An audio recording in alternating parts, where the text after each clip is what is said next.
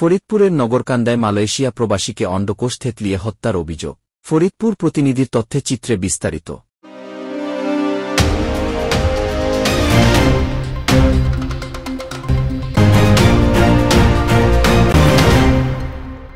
ফরিদপুরের নগরকান্দায় জামাল মাতুব্বর 52 নামে এক মালয়েশিয়া প্রবাসীকে অন্ডকোষ থেতলিয়ে হত্যার অভিযোগ উঠেছে। স্ত্রীর অভিযোগ 2 জন ডাকাত ঘরে ঢুকে আঘাত করে পালিয়ে যায়। অন্য কোন জখম ও মালামাল লুটের ঘটনা না ঘটায় হত্যার কারণ বের করতে তদন্ত করা হচ্ছে বলে জানায় পুলিশ। শুক্রবার দিবাগত রাতে উপজেলার তালমা ইউনিয়নের কোনা গ্রামে এ ঘটনা ঘটে। নিহত ব্যক্তি ওই গ্রামের মৃত হাতেম মাতুব্বরের ছেলে। তিনি দীর্ঘ 2.5 বছর মালয়েশিয়ায় ছিলেন। সম্প্রতি দেশে ফিরে গত 6 রমজান পার্শ্ববর্তী সদরপুর উপজেলার কৃষ্ণপুর ইউনিয়নের নিজ গ্রামে সাজেদা বেগম 28 নামে এক তরুণীকে বিয়ে করেন। জানা যায়, শুক্রবার সন্ধ্যায় শ্বশুর বাড়ি থেকে স্ত্রীকে নিয়ে বাড়িতে ফিরেন। গভীর রাতে তার বাড়িতে ডাকাত দল প্রবেশ করে বলে পরিবার ও স্থানীয়রা জানান। তবে কোনো মালামাল খোয়া যায়নি বলে পুলিশ ও প্রত্যক্ষদর্শীরা জানিয়েছেন। নিহতের স্ত্রী সাজেদা বেগম জানান, গভীর রাতে 2 জন ডাকাত ঘরে প্রবেশ করে। এ সময় তার স্বামীর অন্ডকোষে তারা লোহার রড দিয়ে আঘাত করে চলে যায়।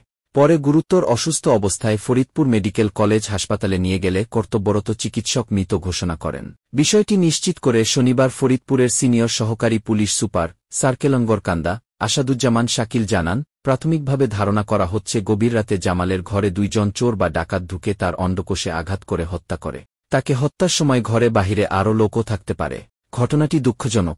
আমরা গুরুত্ব দিয়ে এই হত্যাকাণ্ডের ঘটনার তদন্ত করছি। আশা করি দ্রুত সময়ের মধ্যে হত্যাকারীদের আইনের আওতায় আনতে সক্ষম হব। এই আজকে যে লোকটা অনাকাঙ্ক্ষিতভাবে মৃত্যুবরণ করেছে কে বা কাহার হাতে, এই জামাল গর্ভকালীন তার বাবা মৃত্যুবরণ করেছে। 1971 সালে তার বাবা পাক হানাদার বাহিনীর গুলিতে মারা যায়। তো সে তখন তার মায়ের গর্ভে 2 বছর 2 মাস ছিলেন। এই অবস্থায় তার বাবা মারা যায়। এতিম অবস্থায় জন্মগ্রহণ করে এই গ্রামে অদ্যাবধি পর্যন্ত কেউ তাকে চিনে না। মামা বাড়িতে বড় হয়েছে, তারপর এখান থেকে বিদেশে গেছে। বিদেশে যাওয়ার পরে আজকে 2 মাস যাবৎ বাংলাদেশে আসছে। 2 মাস বাংলাদেশে আসার পরে এরপরে 1 মাস যাবৎ বিবাহ করছে। আমাদের গ্রাম প্রায় 10,000 লোকের বসবাস। এখানকার 5% লোকও এই জামালকে চিনে না।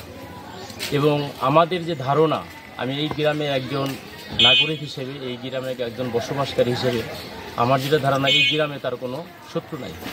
এইটা আমাদের যেটা ধারণা হচ্ছে সেটা হচ্ছে তার এই যে অর্থ, বিদেশে থাকাকালীন বেশ কিছু টাকা পয়সা উপার্জন করছে হালাল পথে।